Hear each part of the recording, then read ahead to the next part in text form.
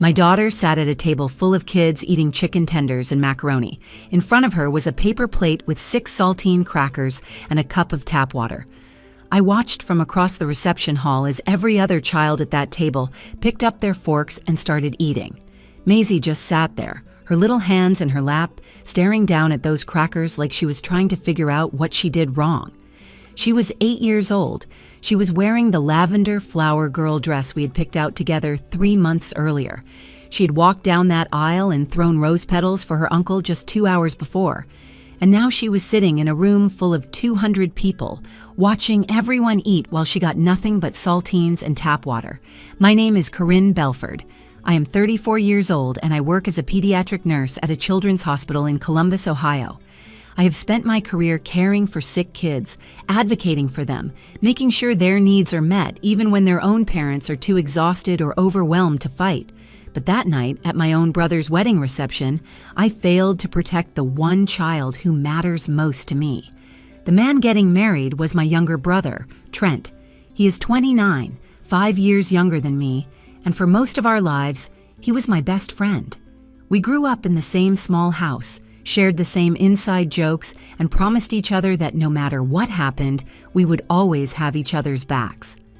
When my marriage fell apart 2 years ago, Trent was the one who showed up at my apartment with moving boxes and pizza. He helped me pack my entire life into a U-Haul and never once made me feel like a failure. He adored Maisie. Every Sunday, he would take her out for ice cream. She called him her favorite uncle, even though he was her only uncle. They had a special handshake that took them 3 months to perfect. When Trent got engaged, Maisie cried happy tears and asked if she could be the flower girl. He said yes before his fiancée could even respond. His fiancée, Waverly Odom. 27 years old, event coordinator by profession, and the woman who planned every single detail of that 200-person wedding. The flowers, the seating arrangements, the menu, the playlist, the napkin folds. Nothing happened at that reception without her approval. And that is how I knew, the moment I saw those crackers on my daughter's plate, that it was not an accident. Maisie has food allergies, dairy and gluten. It is not life-threatening, but it is serious enough that eating the wrong thing means stomach cramps, headaches, and hours of misery. I had called Waverly 6 months before the wedding to make sure the caterer knew. I sent a follow-up email 4 months out. I mentioned it again at the bridal shower. Every single time, Waverly assured me it was handled. "Corinne, I am coordinating a 200-person wedding," she said during that phone call, her voice dripping with the kind of sweetness that has a sharp edge underneath. "I think I can manage one little girl's plate." I believed her. Or maybe I just wanted to believe her because the alternative meant admitting that my brother was about to marry someone who would deliberately exclude an 8-year-old child. I walked across that reception hall, past the white linen tables and the centerpieces full of peonies, and I found the coordinator. Her name was Denise. She was holding a clipboard and directing servers toward the buffet station. "Excuse me," I said, keeping my voice calm even though my heart was pounding. My daughter was supposed to have a special meal for her allergies. She just received crackers and water. Denise looked at me with polite confusion. "What is the child's name?" "Maisie Belford." She flipped through pages on her clipboard, scanning the meal list. Then she stopped. Her expression changed. She looked uncomfortable, like she had just stumbled into something she wanted no part of. "I am sorry, ma'am. She is not on the meal list." "That is not possible. I spoke to the bride personally." Denise hesitated. Then she pulled out a seating chart and showed it to me. There was Maisie's name written in a little box at the kids' table, and next to it, in handwriting I recognized immediately, was a note. Waverly's handwriting. It said, "Allergy not real. Attention seeker. Crackers and water only. Do not upgrade under any circumstances." I read those words 3 times. I felt my hands start to shake. I felt the blood rush to my face and my chest tighten, like someone had wrapped a belt around my ribs and pulled. She did this on purpose. She called my daughter a liar. She made sure that Maisie would sit in front of everyone at that wedding and be humiliated. I looked across the room at Waverly, standing in her white gown, laughing with her bridesmaids, completely unaware that I had just seen exactly who she really was. I looked at my brother spinning on the dance floor with our mother, so happy he could barely stop smiling. And then I looked at Maisie, My little girl sitting alone at that kid's table nibbling on a cracker because she did not want to make a fuss. In that moment, I had a choice. I could march across that dance floor, grab the microphone, and tell every single person in that room what kind of woman Trent had just married. I could flip a table. I could scream. I could make sure Waverly's perfect wedding became a disaster she would never forget. But I did not do any of those things. Instead, I asked Denise one simple question. "Can I take a photo of this seating chart for my records?" She nodded. I pulled out my phone, made sure Waverly's handwritten note was perfectly visible, and took the picture. I did not cause a scene that night. I did not say a single word to Waverly. I smiled for photos. I clapped during the speeches. I hugged my brother and told him I was happy for him, but that photo never left my phone. And what I did with it 3 days later did not just ruin their honeymoon. It ended their marriage before it even started, destroyed Waverly's reputation, and exposed a secret that my brother never saw coming. This is the story of how 6 saltine crackers and a cup of water brought down an entire wedding. To understand why that seating chart broke something inside me, you need to understand what my brother and I used to be. Trent and I grew up in a 3-bedroom house in a quiet suburb outside Columbus. Our father, Holt, worked as a regional manager for a manufacturing company. Our mother, Gail, was a school secretary for 30 years before she retired. We were not wealthy, but we were comfortable. More importantly, we were close. Trent was 5 years younger than me, which meant I spent most of my childhood looking out for him. I walked him to school. I helped him with his homework. When he got picked on in middle school for being small, I was the one who showed up at the bus stop and made it clear that messing with my brother meant dealing with me. We had this unspoken rule between us. No matter what happened, no matter how bad things got, we would always protect each other. That rule held for almost 30 years. When I got married at 24, Trent gave a toast at my reception that made everyone cry. He talked about how I had been more than a sister to him. I had been his defender, his teacher, his best friend. He said he hoped my husband understood how lucky he was. My husband did not understand. That marriage lasted 6 years before he decided he wanted a different life, one that did not include me or our daughter. I came home one evening to find a note on the kitchen counter and half the furniture missing. He had cleared out our savings account and left me with a stack of bills and a 5-year-old who kept asking where Daddy went. Trent drove 4 hours that night to be with me. He sat on my empty living room floor and let me cry until I had nothing left. Then he helped me pick up the pieces. He co-signed the lease on my new apartment. He took Maisie to the park every weekend so I could work extra shifts at the hospital. He never once made me feel like a burden. That was the brother I knew, the one who showed up when it mattered. Then he met Waverly. She came into his life 3 years ago. They met at a networking event downtown, and Trent was smitten from the first conversation. Waverly was beautiful in that polished, put-together way that made you feel underdressed just standing next to her. She had a job she was proud of, apartment decorated like a magazine spread, and a confidence that filled every room she walked into. At first, I was happy for him. Trent deserved someone who made him feel special. But the longer Waverly was around, the more I noticed things that unsettled me. She never asked about Maisie, not once. When we had family dinners and Maisie was there, Waverly would talk over her or ignore her completely.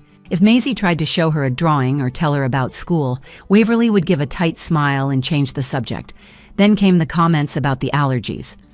The first time I brought safe snacks to a family barbecue, Waverly raised an eyebrow and said, "Must be exhausting catering to all that." I laughed it off, thinking she just did not understand. But the comments kept coming. At Thanksgiving, when my mother made a separate dish for Maisie, Waverly muttered under her breath, "Some kids just need to learn they are not the center of the universe." I told myself I was being oversensitive. My mother told me to give Waverly time, that she was not used to being around children. My father said nothing, but I caught him watching Waverly sometimes with a look I could not quite read. Trent changed too. He stopped coming to Sunday ice cream.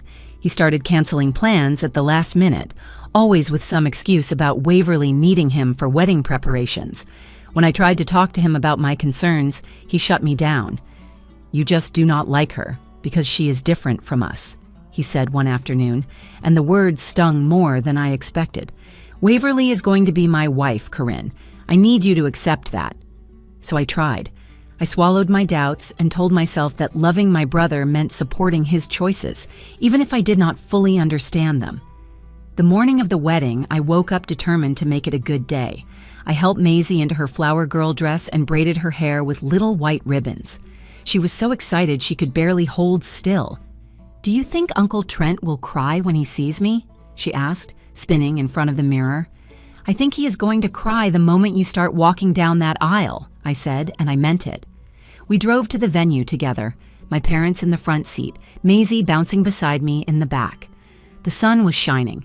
The barn venue looked beautiful, and for one brief moment, I let myself believe that everything would be fine.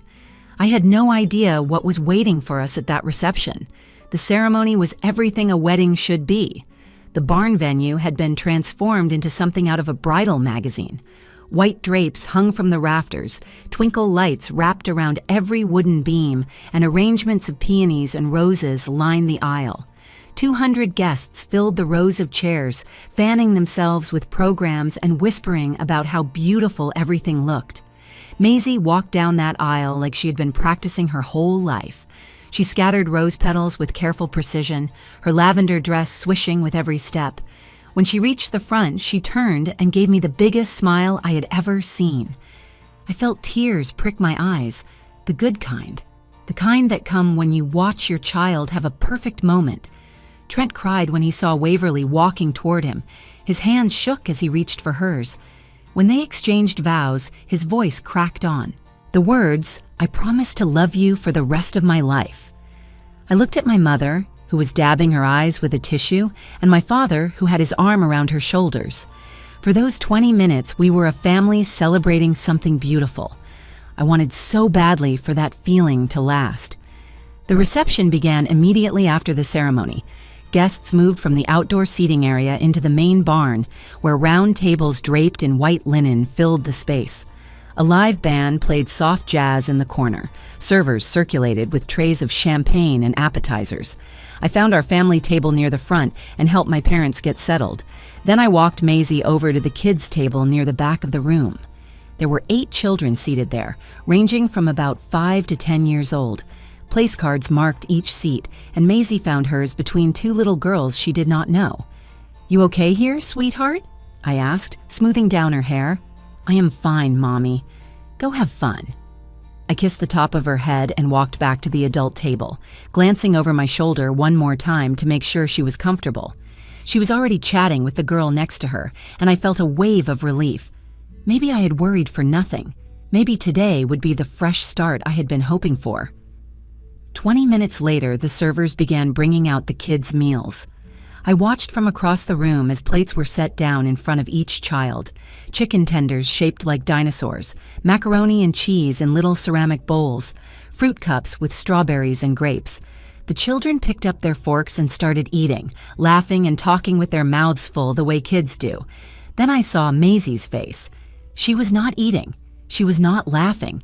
She was sitting perfectly still, staring down at her plate with an expression I recognized immediately. It was the same expression she had worn the day her father left, confusion mixed with hurt, the look of a child trying to understand why something bad was happening to her. I stood up from my chair and walked toward the kids' table, my heart beating faster with every step. When I reached Maisie, I looked down at what was in front of her, a paper plate. Not a real plate like everyone else had. A flimsy white paper plate with 6 saltine crackers arranged in a row. Next to it was a small plastic cup filled with tap water. "Maisie," I said softly, kneeling beside her chair, "what happened to your food?" She looked up at me with watery eyes. "This is what they gave me, Mommy." "Did I do something wrong?" "No, sweetheart, you did nothing wrong. There must be a mistake." But even as I said the words, something cold settled in my stomach. I had confirmed Maisie's meal 3 times. I had spoken to Waverly directly. There was no reason for my daughter to be sitting in front of crackers and water unless someone had made sure it happened. I squeezed Maisie's hand and told her I would be right back. Then I walked toward the catering station, scanning the room for someone in charge. I found Denise standing near the kitchen entrance, clipboard in hand, directing servers with quiet efficiency. "Excuse me," I said, and I was proud of how steady my voice sounded. My daughter was supposed to have a special meal due to food allergies. She just received crackers and water. Denise turned to me with a polite, professional expression. Of course. Let me check. What is the child's name? Maisie Belford. She flipped through pages on her clipboard, running her finger down a list of names. I watched her face change. The politeness faded into something uncomfortable, almost apologetic. I am sorry, ma'am. She is not on the meal accommodation list. That is impossible. I spoke to the bride about this months ago. Denise hesitated. She looked around as if making sure no one was watching, then pulled out a large seating chart from behind her clipboard. She pointed to a small box with Maisie's name written inside. "This is what I was given," she said quietly. I looked at the chart. Next to my daughter's name, in handwriting I knew as well as my own, was a note written in blue ink. Waverly's handwriting. The words burned into my memory the moment I read them. Allergy not real. Attention seeker. Crackers and water only. Do not upgrade under any circumstances. I read it again and again. My hands trembled. My vision blurred at the edges. She had done this on purpose. She had deliberately humiliated my child in front of 200 people, and she had put it in writing. I stood there holding that seating chart, and everything inside me wanted to explode. My hands were shaking so badly I could barely keep my grip on the paper. My jaw was clenched so tight, my teeth ached. Every protective instinct I had was screaming at me to march across that dance floor, grab Waverly by her perfectly curled hair, and drag her in front of every guest so they could see exactly what kind of person she really was. I could picture it so clearly, the gasps, the chaos, the look on her face when she realized her perfect wedding had just become a disaster. I wanted her to feel even a fraction of the humiliation she had inflicted on my daughter. But then I looked across the room at Maisie. She was still sitting at that kid's table, nibbling on a cracker, trying so hard to be invisible. The other children were laughing and eating, completely unaware that the little girl beside them had been singled out and shamed. Maisie kept her head down, her shoulders hunched, making herself as small as possible. If I caused a scene, every eye in that room would turn to her. She would become the center of attention for all the wrong reasons. People would whisper about her for years. The girl whose mother lost her mind at a wedding, the girl with the fake allergies. Whatever story Waverly spun would follow Maisie long after this night ended. I could not do that to her. I would not let Waverly turn my daughter into a spectacle. So I made a different choice. I took a slow breath and loosened my grip on the seating chart. I looked at Denise, who was watching me with nervous eyes, clearly bracing herself for whatever came next. "Can I take a photo of this for my records?" I asked. My voice came out calm, almost pleasant, and I surprised myself with how steady it sounded. Denise blinked. She had obviously expected yelling, accusations, demands to speak with someone in charge. A polite request for a photograph was not what she had prepared for. "I suppose that would be fine," she said cautiously. I pulled out my phone and held it over the seating chart. I made sure Waverly's handwritten note was perfectly centered in the frame. I took 3 photos from different angles, checking each one to confirm the words were clearly legible. Then I handed the chart back to Denise. "Thank you," I said. "Now, is there any way the kitchen could prepare something simple for my daughter? Plain grilled chicken and steamed vegetables, nothing with dairy or gluten." Denise nodded quickly, clearly relieved that I was not making a scene. "I will see what I can do. Give me 10 minutes. I thanked her again and walked back to the kids' table. I pulled up a chair beside Maisie and sat down, putting my arm around her shoulders. "Hey, sweetheart, good news. They are making you a special plate right now. It is going to be way better than what everyone else got." Maisie looked up at me, and I could see the questions in her eyes. She knew something was wrong. Kids always know more than we think they do. "Why did I get crackers, Mommy?" I had to think fast. I was not going to lie to her, but I was also not going to burden her with the full truth. Not tonight. Not when she was supposed to be celebrating. "There was a mix-up with the food orders," I said, smoothing her hair back from her face. "It happens sometimes at big parties, but they are fixing it right now, okay? You did nothing wrong." She studied my face for a moment, then nodded slowly. "Okay, Mommy." 10 minutes later, a server appeared with a real plate of grilled chicken and steamed broccoli. Maisie's face lit up, and she dug in like she had not eaten in days. I sat with her through the entire meal, ignoring the speeches and the first dance and the cake cutting happening across the room. Later that evening, after Maisie had finished eating and joined the other kids on the dance floor, I found my father standing alone near the bar. He was nursing a glass of whiskey and watching Trent spin Waverly around to some slow song. "Dad," I said quietly, "I need to talk to you." He turned to look at me, and something in my expression must have alarmed him. He set down his drink immediately. "What happened?" "Not here, not tonight, but tomorrow morning I need you and Mom to come to my apartment. There is something I have to show you." "Corinne, you are scaring me. Just tell me." I shook my head. "If I tell you now, you will not be able to hide it. Trent will know something is wrong. I need you to trust me and wait until tomorrow." My father searched my face for a long moment. We had always understood each other, he and I. He knew I was not the dramatic type. He knew I would not ask him to wait unless it was serious. "First thing tomorrow," he said finally. "I will be there." I nodded and squeezed his hand. Then I walked back to the reception, plastered a smile on my face, and spent the rest of the night pretending everything was fine. I hugged Trent before he and Waverly left for their honeymoon. I told him I was happy for him. I waved as their car pulled away, tin cans rattling behind it. "Just married," painted on the back window. And the whole time, that photo sat in my phone like a ticking bomb. My parents arrived at my apartment at 8 the next morning. I had barely slept. Every time I closed my eyes, I saw those words on the seating chart. "Allergy not real. Attention seeker." I kept replaying the image of Maisie sitting alone with her crackers, trying not to cry while everyone around her enjoyed a real meal. Maisie was still asleep in her room when my parents knocked. I let them in and led them to the kitchen table. My mother looked worried. My father looked like he was bracing for bad news. "Corinne, what is going on?" my mother asked. "You've been acting strange since last night." I did not say anything. I just pulled out my phone, opened the photo, and set it on the table between them. "Read that," I said. My father picked up the phone first. I watched his face as his eyes moved across the screen. I saw the exact moment he reached the handwritten note. His jaw tightened. The color drained from his cheeks. When he looked up at me, there was something in his eyes I had never seen before. Cold, quiet fury. "What is this?" he asked, his voice dangerously low. "That is the seating chart from the reception. That note next to Maisie's name is in Waverly's handwriting. She made sure my daughter got crackers and water instead of a real meal. She called her an attention seeker. She did it on purpose." My mother took the phone from my father's hands. She read the note once, then again, then a third time. Her lips pressed together so tightly they turned white. "She wrote this about Maisie?" my mother whispered. "About an 8-year-old child?"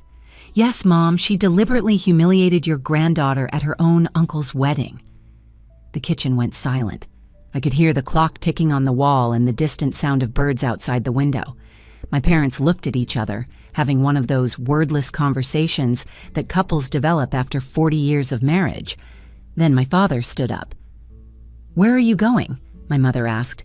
"To my office. I need to make some phone calls." He walked out of the kitchen, and I heard his footsteps heading down the hall. My mother and I sat in silence until he returned. 15 minutes later, his face was set like stone. "I just called the bank," he said. "The $40,000 I gave them for the wedding included a $10,000 honeymoon fund that was supposed to transfer to their joint account this morning. I stopped it." "Holt," my mother started. "No, Gail, I will not fund a single dollar for a woman who treats our granddaughter like dirt. That money was a gift for my son and his wife. Waverly is not the wife I thought she was." He was not finished. He sat back down at the table and picked up his own phone. "I am sending this photo to Waverly's parents." My mother gasped. "You cannot do that. It will cause a war." "Good," my father said. "They should know who their daughter really is." He typed out a message, attached the photo, and hit send before anyone could stop him. The text was simple and devastating. "This is the seating chart from last night's reception. Your daughter wrote that note about our 8-year-old granddaughter. I thought you should see the kind of person she really is." The fallout was immediate.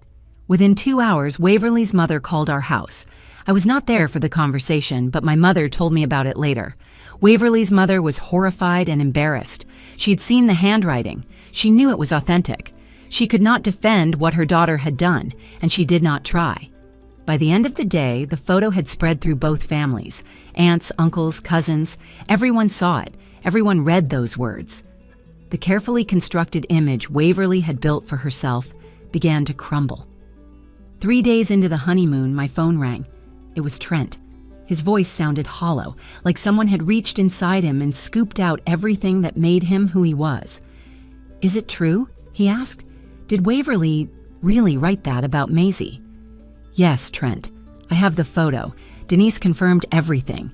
Your wife called your 8-year-old niece an attention seeker and made sure she got crackers while every other child ate a real meal." Silence stretched across the line. I could hear waves in the background. He was probably standing on some beautiful beach in Cancun, surrounded by paradise, and his whole world was falling apart.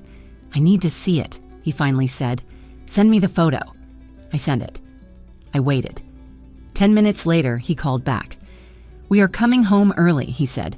"I need to see that chart in person. I need to talk to Denise myself." "Trent, I am so sorry. Do not apologize. You are not the one who did this." When he got home, he confronted Waverly. She tried everything. She said I had edited the photo. She said Denise was lying. She said the whole family was conspiring against her because they had never accepted her. But Trent had already called the venue. He had already spoken to Denise. He had already seen the original seating chart with his own eyes. There was no lie big enough to bury the truth. 3 weeks after the wedding, Trent filed for an annulment. He came to my apartment the night he made the decision. Maisie was already in bed, and he sat at my kitchen table with his head in his hands, looking like a man who had aged 10 years in 21 days. "I keep thinking about all the signs I missed," he said. "The little comments she made about Maisie, the way she rolled her eyes whenever you brought up the allergies. I told myself she just was not used to kids. I told myself she would warm up eventually." He looked up at me and his eyes were red. "She was never going to warm up, was she?" "No," I said quietly. "I do not think she was." Trent told me what happened when he confronted her in Cancun. At first, Waverly denied everything. She cried and said I had manipulated the photo, that I had always hated her, that I was jealous of their happiness. When that did not work, she switched tactics. She said Maisie's allergies were exaggerated, that I was raising a spoiled child who needed to learn she was not special. That was the moment Trent knew. "She looked me right in the eyes and said an 8-year-old deserved to be taught a lesson," he told me, and she did not even flinch. There was no remorse, no guilt, nothing. It was like she genuinely believed she had done the right thing. He said he looked at her standing there in that hotel room, the woman he had married 4 days earlier, and realized he did not know her at all. The person he thought he loved had never existed. She was a mask, and the seating chart had ripped it off.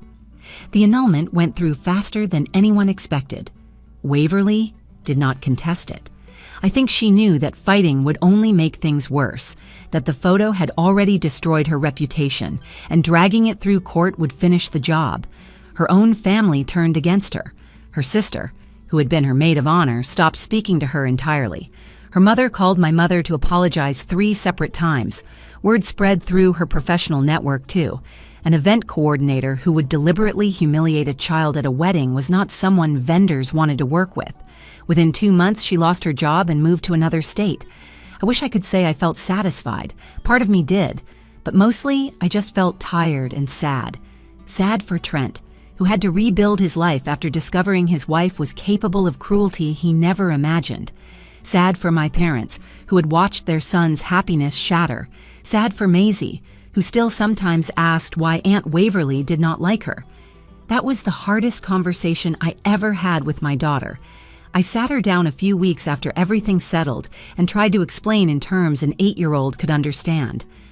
"Sometimes people do mean things," I told her, "not because of anything you did, but because of something broken inside them.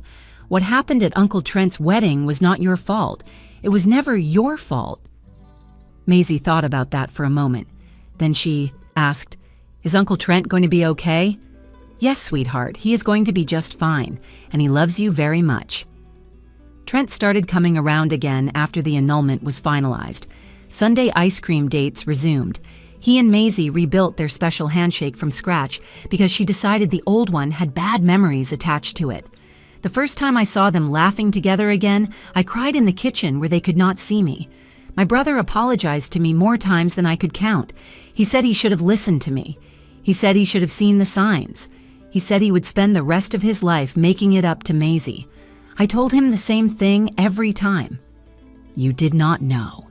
None of us really knew. What matters is what you do now. I learned something important through all of this. For most of my life, I had been the peacekeeper. I smoothed things over. I bit my tongue. I told myself that keeping the family happy was more important than standing up for what was right. But silence is not peace. Silence is permission. When someone hurts your child and you say nothing, you are telling them it is acceptable to do it again. You are teaching your child that their pain does not matter enough to fight for. I did not flip a table at that wedding. I did not grab a microphone and expose Waverly in front of 200 people. But I also did not let it go. I documented the truth. I waited for the right moment, and I let that truth speak for itself. Sometimes the quietest response is the most powerful one. Waverly thought crackers and water would put my daughter in her place. She thought she could humiliate an 8-year-old girl and get away with it because no one would make a fuss at her perfect wedding. She was wrong. That seating chart did not just end her marriage. It revealed who she really was to everyone who mattered. And in the end, that was a punishment far worse than any scene I could have caused. Maisie is doing great now. She's 9 years old, thriving in school, and has zero doubt that her mother will always fight for her. Tren is healing. My parents are closer than ever, and our family learned that protecting each other means telling the truth, even when it is hard, especially when it is hard. If you are watching this and you have ever stayed silent to keep the peace, I want you to know something. Your voice matters. Your child's dignity matters. And sometimes a single photograph can change everything. Thank you for watching this story all the way to the end. If it moved you, if it made you think, or if you know someone who needs to hear this message, please share this video with them. Drop a comment below and tell me what you would have done in my situation. I read every single comment and I would love to hear your thoughts. If you are new to this channel, hit that subscribe button and click the notification bell so you never miss another story. We share real stories about real people standing up for themselves and the ones they love. Until next time, remember this: the truth always finds a way, and sometimes all it takes is one photograph.